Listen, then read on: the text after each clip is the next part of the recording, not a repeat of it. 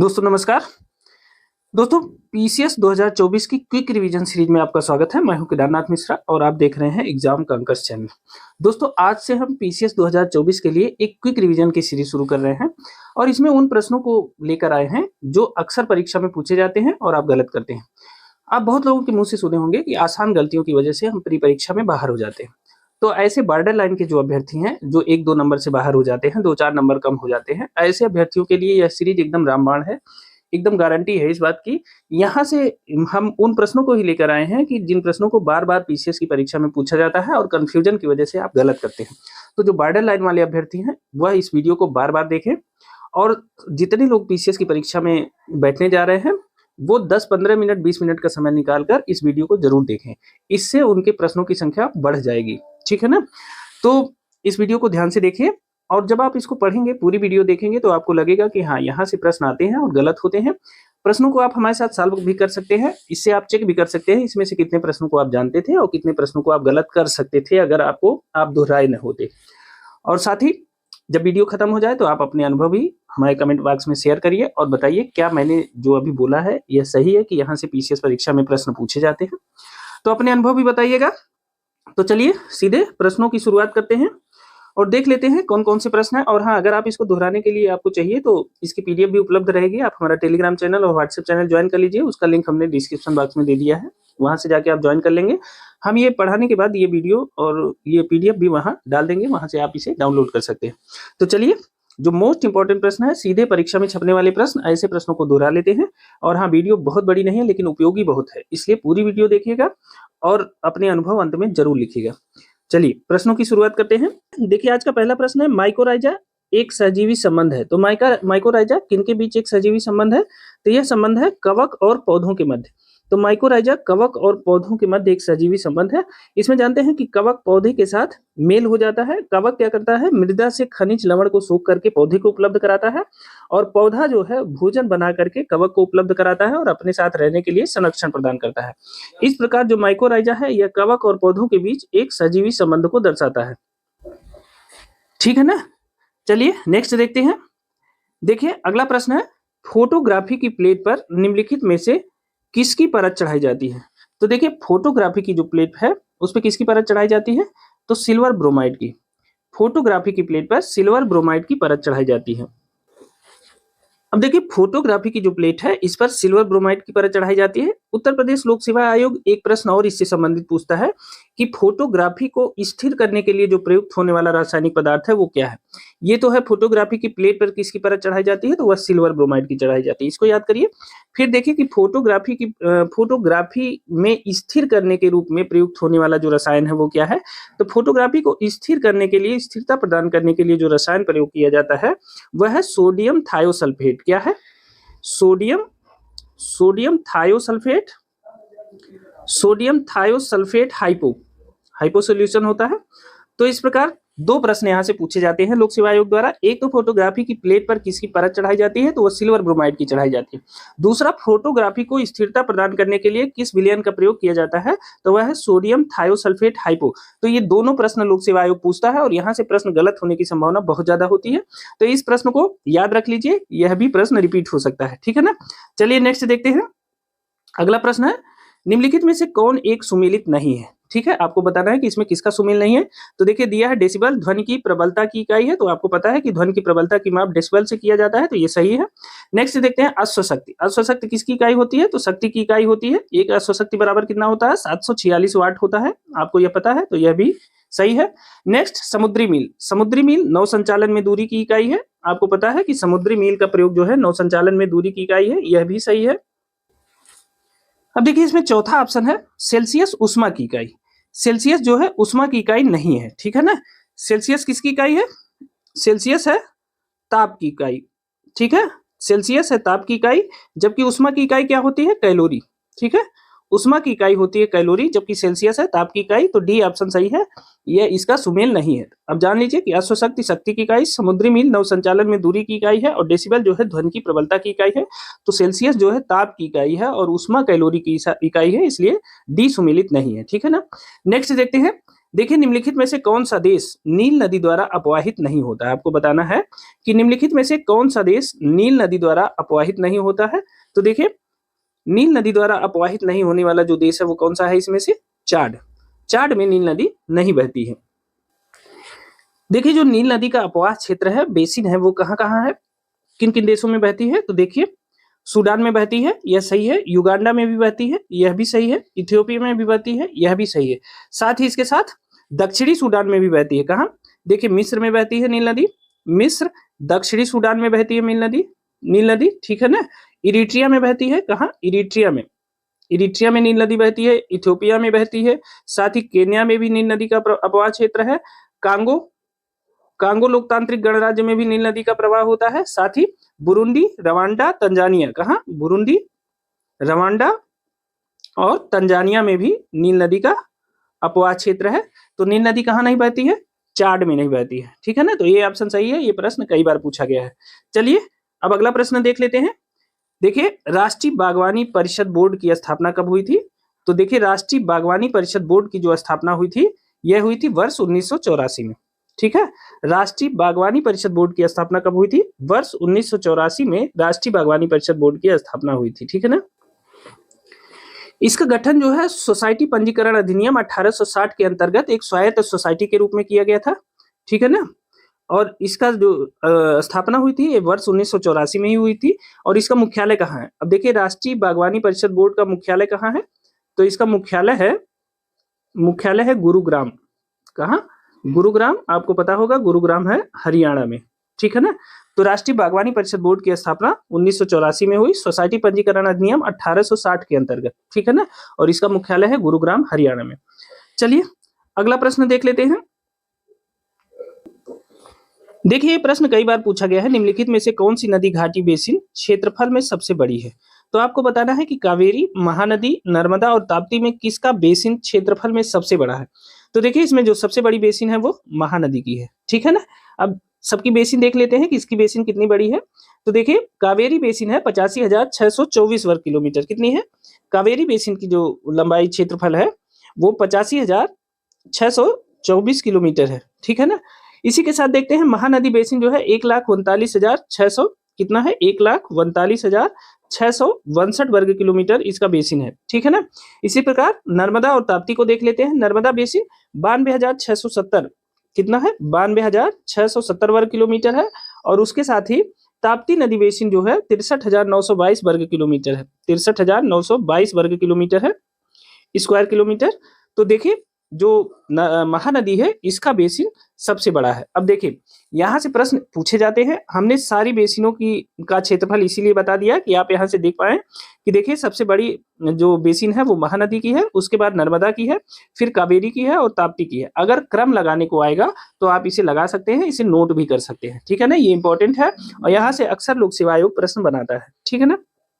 चलिए अगला प्रश्न देख लेते हैं। देखिए आज का 7वां प्रश्न है, संघ वित्त आयोग के संदर्भ में निम्नलिखित में से कौन से कथन सही हैं। देखिए प्रश्न पढ़ते समय यह जरूर ध्यान दीजिएगा कौन से कथन सही हैं और कौन से कथन गलत हैं। इसको जरूर सही नहीं है या सही है, इसको अंतर जरूर कर लीजिएगा। इसके चक्कर में भी कई प्रश्न गलत हो जाते हैं और जानते हैं आप, ऐसी परीक्षा है कि एक एक प्रश्न की बहुत वैल्यू है। तो देखिए संघ वित्त आयोग के संदर्भ में कौन सा कथन सही है आपको बताना है। तो पहला बिंदु है कि वित्त आयोग में एक अध्यक्ष तथा 6 सदस्य होते हैं। तो देखिए वित्त आयोग में एक अध्यक्ष तथा 6 सदस्य नहीं बल्कि 4 सदस्य होते हैं, तो यह गलत है, ठीक है ना। एक अध्यक्ष तथा 4 सदस्य होते हैं तो यह गलत है क्योंकि 6 सदस्य दिया है, ठीक। फिर इसमें 4 सदस्य होते हैं। अगला है यह अपना प्रतिवेदन नीति आयोग को प्रस्तुत करता है, तो यह भी गलत है क्योंकि यह अपना प्रतिवेदन नीति आयोग को नहीं बल्कि राष्ट्रपति को प्रस्तुत करता है, ठीक है ना। तो इसे याद रखिएगा। देखिए अनुच्छेद जो है इसमें क्या हो जाएगा, न तो एक न तो दो, सी ऑप्शन सही है। देखिए अनुच्छेद 280 में क्या है, अनुच्छेद 280 में वित्त आयोग के गठन की बात की गई है और 280(1) में कहा गया है कि वित्त आयोग में एक अध्यक्ष और 4 सदस्य होंगे, 280(1) में। और जबकि इसी में 283 में कहा गया है कि वित्त आयोग अपनी रिपोर्ट, अपनी सिफारिशों का प्रतिवेदन राष्ट्रपति को प्रस्तुत करेगा। किसमें कहा गया है, 283। आजकल लोक सेवा आयोग 1, 2, 3 सब सेक्शन भी पूछ रहा है, तो इसे भी याद रखिएगा कि 281 में कहा गया है कि वित्त आयोग में एक अध्यक्ष और 4 सदस्य होंगे, और 280(3) में कहा गया है कि वित्त आयोग अपनी सिफारिशें राष्ट्रपति को सौंपेगा। ठीक, और अनुच्छेद 280 में क्या है, वित्त आयोग का गठन है। ठीक है ना। चलिए अगला प्रश्न देख लेते हैं। देखिए आज का 8वां प्रश्न है, निम्नलिखित में से भारतीय संविधान का कौन सा अनुच्छेद आकस्मिकता निधि से संबंधित है। तो आपको बताना है कि इसमें आकस्मिकता निधि से संबंधित कौन सा अनुच्छेद है। तो देखिए अनुच्छेद 267। अब देखिए यहाँ दो कंफ्यूजन क्रिएट होता है। देखिए अनुच्छेद 266 क्या है, अनुच्छेद 266 है संचित निधि। क्या है, संचित निधि। और अनुच्छेद 267 है आकस्मिकता निधि। अब देखिए जब प्रश्न आता है सामने ना, तो वहां कंफ्यूजन क्रिएट हो जाती है कि 66 है कि 67 है। तो देखिए अनुच्छेद 266 है संचित निधि और अनुच्छेद 267 है आकस्मिकता निधि। और आकस्मिकता निधि का जो संरक्षक होता है किसके हाथ में होती है, इसका जो मालिक होता है वो राष्ट्रपति होते हैं। ठीक है, आकस्मिकता निधि के मालिक जो है, कोई भी इमरजेंसी समस्या पड़ जाती है तो बाबा ही संभालते हैं घर के। जब संयुक्त परिवार था तो बाबा के पास मामला पहुंचता ही था। तो अभी मान लीजिए कि जो राष्ट्रपति हैं वो संयुक्त परिवार के बाबा हैं, कोई भी आकस्मिक स्थिति आएगी तो सारा मामला बाबा के पास जाएगा। ठीक है, तो अनुच्छेद 267 आकस्मिकता निधि है और जिसके मालिक है राष्ट्रपति, जबकि संचित निधि का मालिक कौन होता है, संसद होती है। ठीक है ना, संचित निधि का मालिक संसद होती है और आकस्मिकता निधि के मालिक होते हैं राष्ट्रपति, अनुच्छेद 267। ठीक है ना। चलिए अगला प्रश्न देखते हैं। देखिए अगला प्रश्न है, निम्नलिखित में से किसकी संस्तुति पर भारतीय संविधान में मूल कर्तव्य शामिल किया गया। तो किसकी संस्तुति पर मूल कर्तव्य शामिल किया गया है, तो स्वर्ण सिंह समिति पर। स्वर्ण सिंह समिति की सिफारिश पर मूल कर्तव्य भारत के संविधान में शामिल किया गया है। ठीक है ना। अब देखिए संविधान में शामिल करने के बाद जो है, संविधान के भाग 4 के अनुच्छेद जो है 51 का, भाग 4 का अनुच्छेद 51 क में जो है 42वें संविधान संशोधन द्वारा, किसके द्वारा, 42वें संविधान संशोधन द्वारा, 42वें संविधान संशोधन द्वारा 1976 में, कब, 1976 में इसे मूल कर्तव्य को शामिल किया गया संविधान में। ठीक है ना। तो संविधान में मूल कर्तव्य को कब शामिल किया गया, 1976 में 42वें संविधान संशोधन द्वारा अनुच्छेद 51 का और भाग 4 क में इसे रखा गया है। ठीक है ना, तो यह भी इंपॉर्टेंट है, आप इसे याद रखिएगा, ये उसकी पूरी जानकारी है। भाग 4 का अनुच्छेद 51 का और 42वें संविधान संशोधन 1976 द्वारा इसे संविधान में शामिल किया गया। इंपॉर्टेंट है, कई बार यह परीक्षा में पूछा गया। चलिए अगला प्रश्न देख लेते हैं। भारतीय संविधान की 6ठी अनुसूची निम्नलिखित में से किन राज्यों के जनजातीय क्षेत्रों के प्रशासन से संबंधित है। भारतीय संविधान की 6ठी अनुसूची, तो देखिए आप जानते हैं कि भारतीय संविधान की 5वीं और 6ठी अनुसूची जनजातीय क्षेत्रों के प्रशासन से संबंधित है, जिसमें जो 6ठी अनुसूची है वो मेघालय, त्रिपुरा और मिजोरम, किसके, मेघालय, त्रिपुरा और मिजोरम के जनजातीय क्षेत्रों के प्रशासन से संबंधित है। इसमें एक और राज्य जुड़ता है, वो राज्य है असम। ठीक है, तो छठी अनुसूची है उसमें असम, मेघालय, त्रिपुरा और मिजोरम के जनजातीय क्षेत्रों के प्रशासन के संबंध में उपबंध दिए गए हैं। और जो 5वीं अनुसूची है उसमें इन राज्यों को छोड़ के प्रशासन के संबंध में, इन्हें छोड़कर प्रशासन के संबंध में उपबंध दिए गए हैं। ठीक है ना। 5वीं में क्या है, असम, मेघालय, त्रिपुरा और मिजोरम को छोड़ करके जो जनजातीय क्षेत्र है उसके प्रशासन के बारे में चर्चा है, जबकि 6ठी अनुसूची में क्या है, असम, मेघालय, त्रिपुरा और मिजोरम के जनजातीय क्षेत्रों के प्रशासन की चर्चा है। तो ये मोस्ट इंपॉर्टेंट है, इसे याद रखिएगा, अक्सर परीक्षाओं में पूछा जाता है। चलिए अगले प्रश्न की तरफ चलते हैं। आज का 11वां प्रश्न है, नीचे कुछ स्थानों की सूची दी गई है, उनका नामोल्लेख कीजिए जहां भारत छोड़ो आंदोलन में समांतर सरकारों की स्थापना की बात कही गई है।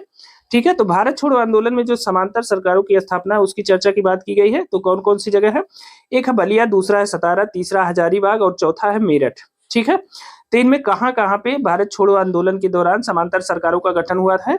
तो देखिए बलिया और सतारा में जो है समांतर सरकारों का गठन हुआ था। बलिया में जो समांतर सरकार बनी थी वो किसके नेतृत्व में बनी थी, वो चित्तू पांडे के नेतृत्व में बनी थी। ठीक है ना, यह पूछा जाता है। तो समांतर सरकारों का जो गठन हुआ भारत छोड़ो आंदोलन के दौरान वह बलिया और सतारा में हुआ था। तो 1 व 2 ऑप्शन सही है, ऑप्शन ए सही है। ठीक है ना, इसे याद रखिएगा। नेक्स्ट देखते हैं, निम्नलिखित में से एनी बेसेंट द्वारा निकाले जाने वाले 2 अखबार कौन से हैं। आपको बताना है कि इनमें से एनी बेसेंट द्वारा निकाले जाने वाले 2 अखबार कौन से हैं? पहला है कॉमनवेल्थ, दूसरा है न्यू इंडिया, तीसरा है न्यू हिंदू और चौथा है दी आर्यन्स। तो इसमें से कौन है जो एनी बेसेंट द्वारा निकाले जाने वाले अखबार हैं? तो देखिए इसमें पहला है कॉमनवेल्थ और दूसरा है न्यू इंडिया। तो कॉमनवेल्थ और न्यू इंडिया ये दोनों एनी बेसेंट द्वारा निकाले जाने वाले अखबार हैं। तो ऑप्शन ए सही है, 1 एवं 2 सही है, ठीक है ना। कॉमनवेल्थ और न्यू इंडिया दोनों अखबार एनी बेसेंट द्वारा निकाला जाता था, ठीक है ना। चलिए नेक्स्ट देखते हैं। आज का 13वां प्रश्न है, निम्नलिखित में से कौन सा युग्म सुमेलित नहीं है? तो कौन सा युग्म सुमेलित नहीं है? देखिए पहला है स्थानीय स्वशासन लॉर्ड लिटन, देखिए यही गलत है। स्थानीय स्वशासन किसका है? रिपन का। भारत में स्थानीय स्वशासन का जनक, स्थानीय स्वशासन का पितामह, स्थानीय स्वशासन के पिता कौन कहलाते हैं? रिपन कहलाते हैं। तो स्थानीय स्वशासन का जो जनक है वो लिटन नहीं है, रिपन है। तो पहला ये ऑप्शन गलत मिल गया। अब देखिए सहायक संधि के प्रवर्तक कौन है? लॉर्ड वेलेजली है, सही है। राज्य अपहरण नीति किसने चलाई? लॉर्ड डलहौजी ने चलाई है, ठीक है, यह भी सही है। और अस्थायी बंदोबस्त किसका है? लॉर्ड कॉर्नवालिस का है। तो ये तीनों ऑप्शन सही है, इसे याद रखिएगा, इंपॉर्टेंट है, ठीक है ना। नेक्स्ट देख लेते हैं, निम्नलिखित पेशवाओं के शासनकाल पर विचार कीजिए और उनके कालक्रमों को बताइए। तो ये पेशवा कौन कौन से हैं? पहले हैं बालाजी विश्वनाथ, दूसरे हैं बाजीराव प्रथम, तीसरे हैं नारायण राव और चौथे हैं माधवराव। इन चारों पेशवाओं का आपको कालक्रम बताना है और उन्हें सीरियल से लगाना है, ठीक है। कौन कौन से हैं? बालाजी विश्वनाथ, बाजीराव प्रथम, नारायण राव और माधवराव प्रथम। इनके कार्यकाल को देख लेते हैं। तो देखिए इसमें बालाजी विश्वनाथ का जो कार्यकाल था वो क्या था? बालाजी विश्वनाथ का कार्यकाल था 1713 से 1720, ठीक है, यह इनका कार्यकाल था बालाजी विश्वनाथ का। फिर आ जाते हैं बाजीराव प्रथम। बाजीराव प्रथम का जो कार्यकाल था वो क्या था? वो था 1720 से 1740। कितना था? 1720 से 1740 बाजीराव प्रथम का था। फिर नारायण राव का कार्यकाल देख लेते हैं। नारायण राव का जो कार्यकाल था, संक्षिप्त कार्यकाल था, यह कितना था? तो नारायण राव का जो कार्यकाल है वह है 1772-73। कितना है? 1772 और 73, यह नारायण राव का कार्यकाल है। फिर आ जाते हैं माधवराव प्रथम। माधवराव प्रथम का जो कार्यकाल है वह है 1761 से 1772, ठीक है ना। अब इसे आप याद रखिए। देखिए सबसे पहले आते हैं बालाजी विश्वनाथ, फिर आते हैं 1720 से 1740 तक बाजीराव प्रथम, और फिर आ जाते हैं माधवराव प्रथम 1761 से 1772, ठीक है। और उसके बाद अंतिम में आते हैं नारायण राव 1772-73 में। तो याद रखिएगा ये प्रश्न पूछा जाता है, मिलान करने को आता है, बहुत इंपॉर्टेंट है, ठीक है। तो इस प्रकार कौन सा सही है? 1 2 4 3, कौन सा ऑप्शन सही है? 1 2 4 3, ये पहला ऑप्शन, ए ऑप्शन सही है, ठीक है ना। चलिए नेक्स्ट देख लेते हैं, निम्नलिखित में से कौन सही सुमेलित है आपको बताना है। इसमें से कौन सही सुमेलित है आपको यह बताना है, ठीक है ना। देखिए इसमें पहला ऑप्शन है अद्वैतवाद रामानुजन, तो यह गलत है। अद्वैतवाद के रामानुजन नहीं थे।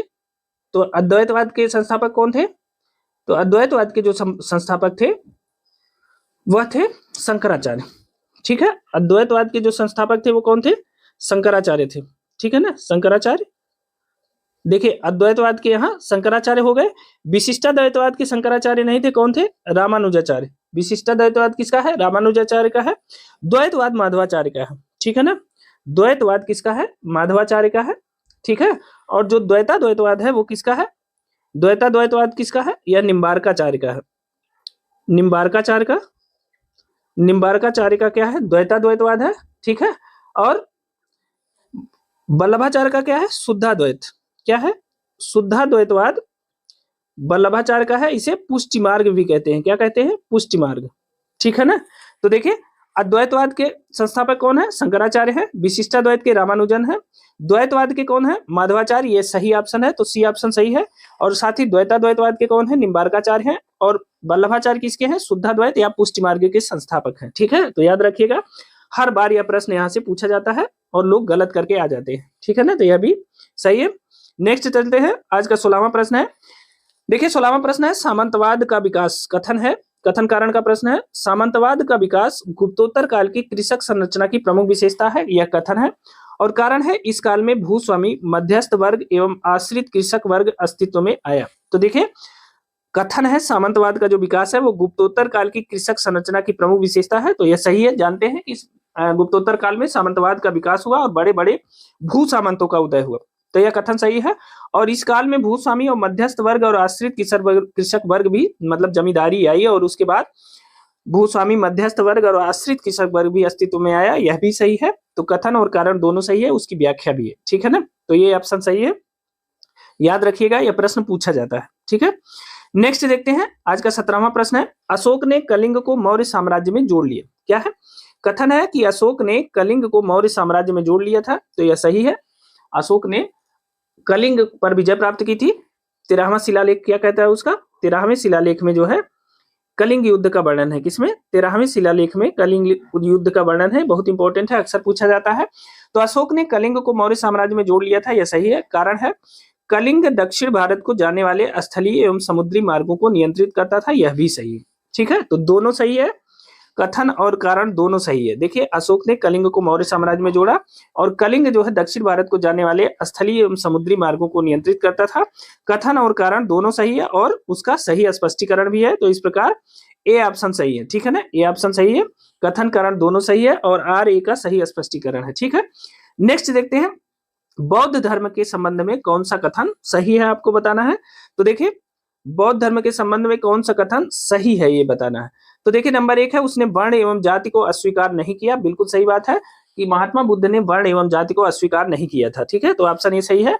उसने ब्राह्मण वर्ग की सर्वोच्च सामाजिक कोटि को चुनौती दी। बिल्कुल सही बात है, उन्होंने ब्राह्मणों के सर्वोच्च होने पर प्रश्न चिन्ह लगाया और उसे चुनौती दी। ठीक है, और उसने कुछ एक शिल्पों को निम्न माना, यह भी सही बात है। ठीक है ना, तो महात्मा बुद्ध ने, बौद्ध धर्म ने कुछ शिल्पों को निम्न माना जाता था, यह भी सही है। इस प्रकार तीनों कथन सही है। ठीक है ना, 1 2 3 सी ऑप्शन सही है, इसमें तीनों कथन सही है और तीनों बौद्ध धर्म के संबंध में सत्य कथन है। ठीक है ना, नेक्स्ट देखते हैं, आज का 19वां प्रश्न है, हड़प्पन स्थल सनौली के अभी हाल ही में उत्खननों से प्राप्त हुए हैं। हड़प्पन स्थल सनौली, ठीक है ना, सनौली के अभी हाल में उत्खननों से प्राप्त हुए हैं। तो क्या है? ऑप्शन ए है मानव समाधान, ऑप्शन बी है पशुओं के समाधान, ऑप्शन सी है आवासीय भवन और ऑप्शन डी है रक्षा दीवार। ठीक है, तो वहां से क्या प्राप्त हुआ है? वहां से प्राप्त हुआ है मानव समाधान। ठीक है ना, तो जो हड़प्पन स्थल सनौली है, वहां से क्या प्राप्त हुआ है? वहां से प्राप्त हुआ है मानव समाधान। अब देखिए, सनौली कहाँ स्थित है? सनौली स्थित है उत्तर प्रदेश के, देखिए सनौली स्थित कहाँ है? उत्तर प्रदेश के बागपत जिले में। ठीक है ना, उत्तर प्रदेश के बागपत जिले के बाराउत तहसील, कहाँ? बाराउत तहसील में यह स्थित है और यहाँ पे हड़प्पन काल के अनेक मानव समाधान प्राप्त हुए हैं और इनकी दिशा है शवों की उत्तर और दक्षिण दिशा में ये लिटाए गए हैं। साथ ही इनके साथ दैनिक उपयोग की वस्तुएं भी मिली हैं, गहने भी मिले हैं और कुछ जानवरों की हड्डियां भी मिली हैं। तो ये बहुत चर्चा में रहा था हड़प्पन स्थल सनौली, और जो है यह यहाँ से मानव समाधान प्राप्त हुए हैं और सनौली बागपत जिले में बरौत तहसील में स्थित है उत्तर प्रदेश की। ठीक है, तो दोस्तों ये थे आज के हमारे 19 प्रश्न ही है, ये मोस्ट इंपॉर्टेंट प्रश्न है। अब आप अपने अनुभव बताइए, आपने पूरी वीडियो अगर देखी है तो आप कमेंट करके जरूर बताइए क्या यहाँ से प्रश्न रिपीट होते हैं कि नहीं, या वो इंपॉर्टेंट टॉपिक है कि नहीं जहां से आप प्रश्नों को गलत करते हैं और एक आध प्रश्नों से चूक के प्री परीक्षा फेल हो जाते हैं। तो यह हम 4-5 वीडियो की एक सीरीज चलाएंगे जिसमें करीब हम 100-125 प्रश्नों को ही लेकर आएंगे जो अक्सर रिपीट होते हैं और जो आप बिल्कुल गलत करते हैं। ठीक है, और उन्हीं कुछ प्रश्नों की वजह से आप प्री परीक्षा से बाहर हो जाते हैं।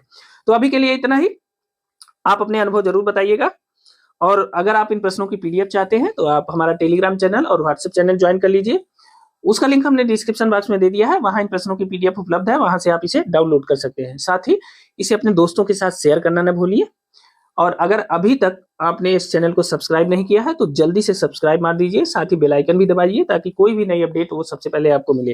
तो अभी के लिए दोस्तों इतना ही, जल्दी हम करंट अफेयर्स की भी वीडियो दे रहे हैं।